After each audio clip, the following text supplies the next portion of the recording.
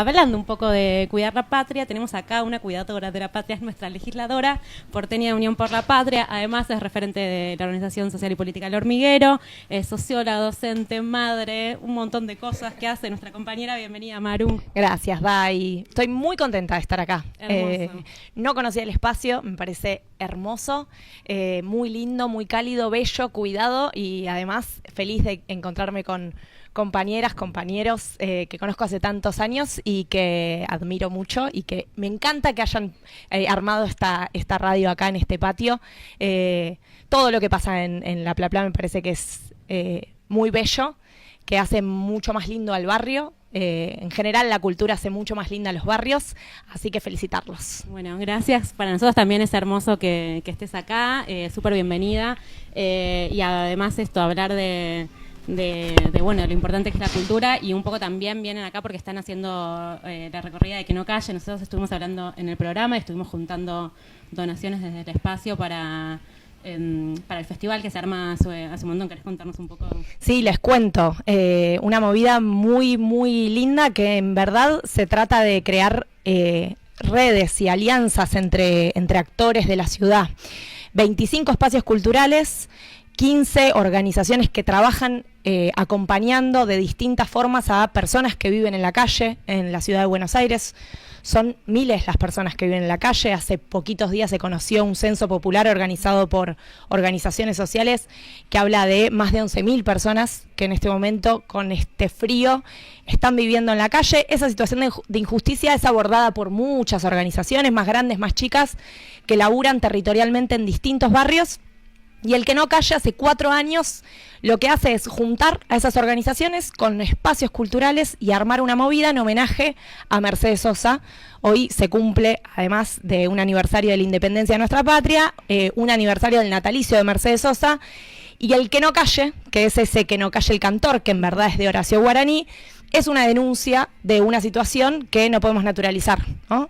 Y la verdad que es muy lindo porque a las 10 de la noche en todos los espacios se lee un documento de denuncia y además se juntan alimentos y productos que son necesarios para esas organizaciones. Ayer anduvimos a la noche de recorrida en distintos espacios y creo que hay mucha gente además que tiene ganas de participar, de sumarse de alguna forma, con lo que los tiempos en esta realidad de multiempleo permiten. Pero me encontré con mucha gente a la noche con ganas de ir, de aportar su alimento, lo que pudiera, de escuchar buena música y de sumarse a una denuncia que es esta, que creo que es de la más terrible que tiene la ciudad, ¿no? Esta ciudad es muy desigual, tiene muchas cosas de las que podemos hablar, pero que haya gente, familias enteras que viven en la calle, que los censos nos aportan mucha información respecto a que hay gente que vive en la calle hace muchos años, pero también 2 de cada 5, nos mostraba un censo de la Comuna 1 puntualmente, están en situación de calle hace menos de un año. Entonces habla también de una realidad económica de un montón de gente que se está cayendo del sistema, literalmente, y en una ciudad en la cual no hay políticas de abordaje de la situación de manera integral. ¿Qué ofrece la ciudad? Paradores que muchas veces terminan siendo espacios mucho más violentos que la propia calle y subsidios habitacionales a los que acceden muy pocos y que no alcanzan para cubrir ni una pensión ni un alquiler.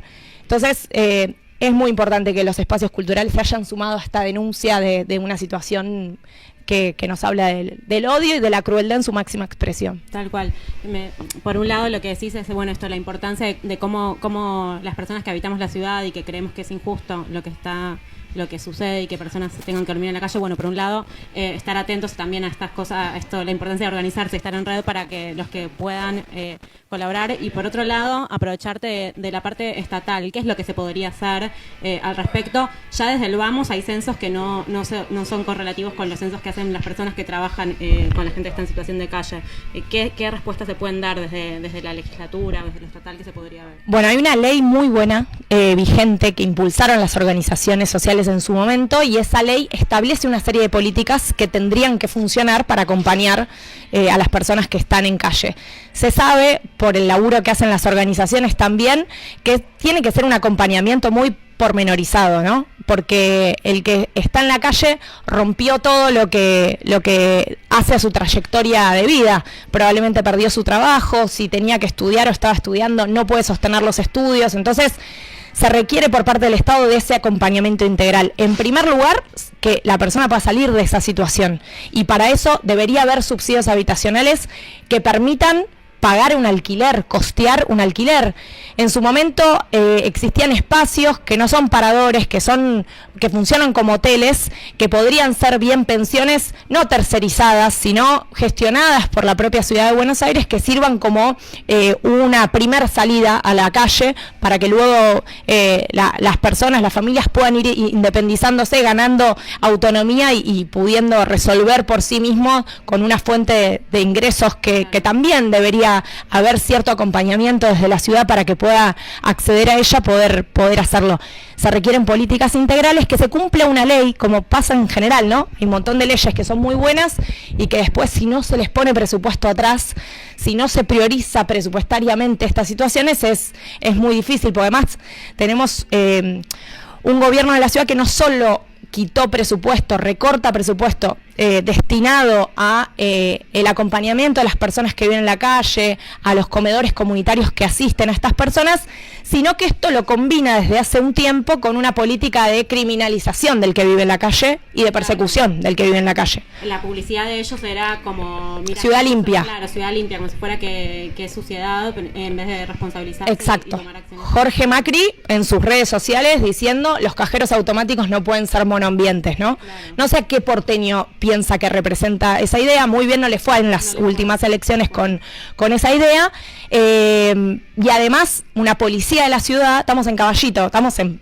Paternal, Caballito, Villa Crespo, pero hubo no hace mucho, hace unos meses, una jueza que terminó ordenando la liberación de muchas personas que habían sido detenidas injustamente por la policía de la ciudad, que esa jueza fue a revisar. Cuando la policía te detiene, tiene que poner una causa, un justificativo. Bueno, muchos de los detenidos por la policía de la ciudad en un operativo que llevó adelante en el barrio de Caballito, la causa era merodeo, ¿no?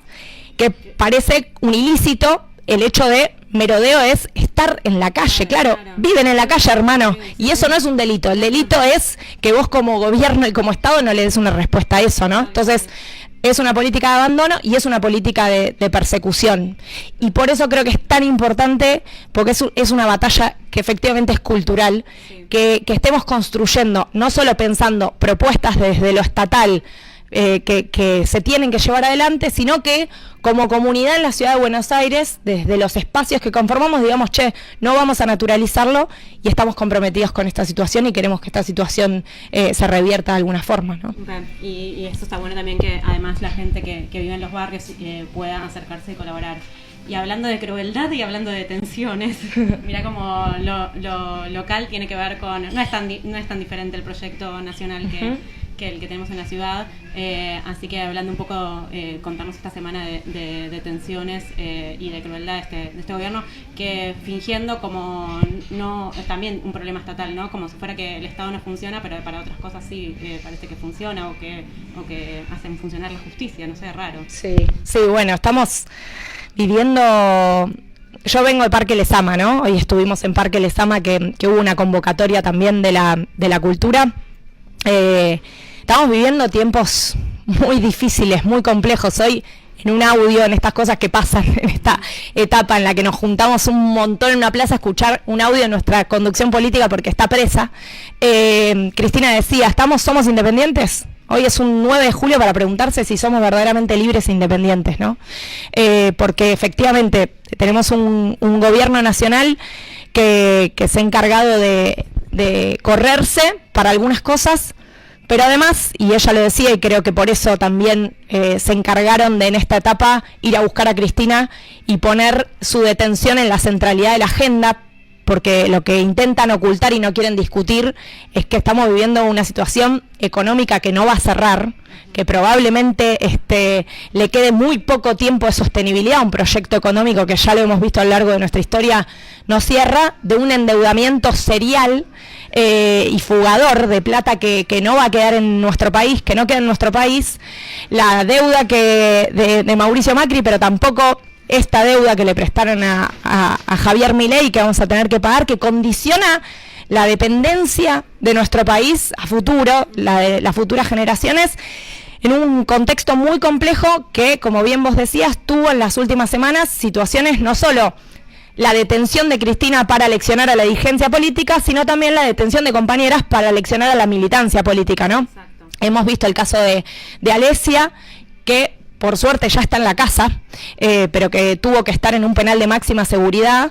Y tenemos todavía a Eva Mieri, una gran compañera, que todas las feministas peronistas la conocemos, sabemos de su militancia y queremos mucho, que no es menor que hayan detenido a Eva, porque realmente es un símbolo la negra para muchos de nosotros y de nosotras, que está detenida en un penal de máxima seguridad por algo que tendría que ser una contravención, ¿no?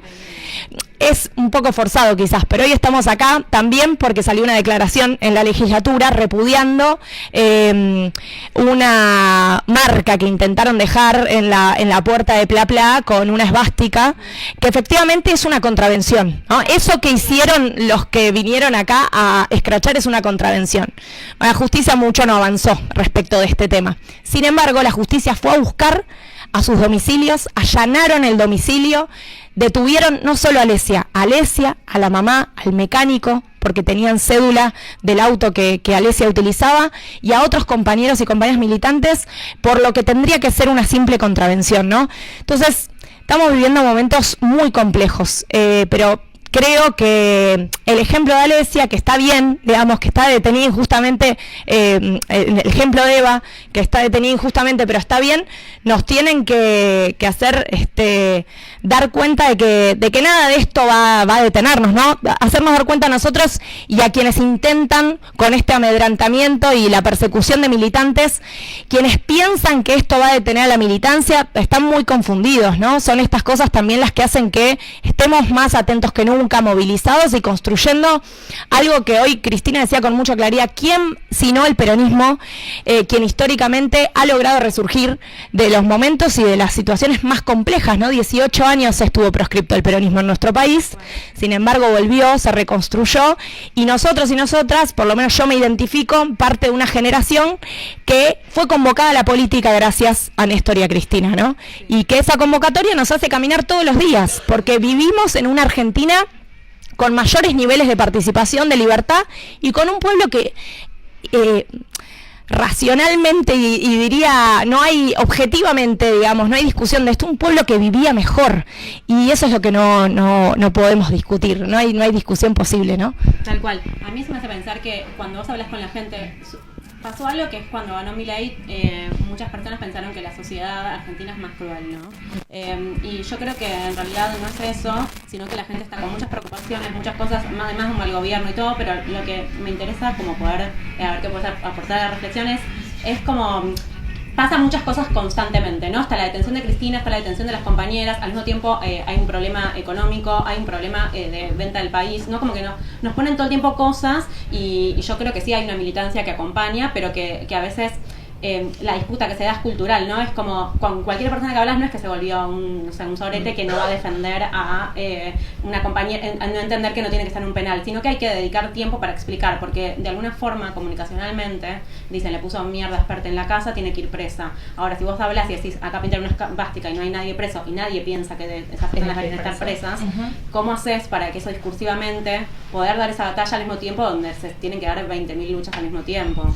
Bueno, yo creo que es parte está planificado, ¿no? Que no tengamos tiempo. La captura del tiempo de las personas es parte de un modelo económico que se intenta imponer, y creo que parte la tarea de los espacios que se organizan, cualquiera sea este espacio que congrega compañeros, es poder identificar en ese cúmulo de información qué es lo relevante, qué es lo que tenemos que discutir y de qué nos tenemos que ocupar, ¿no?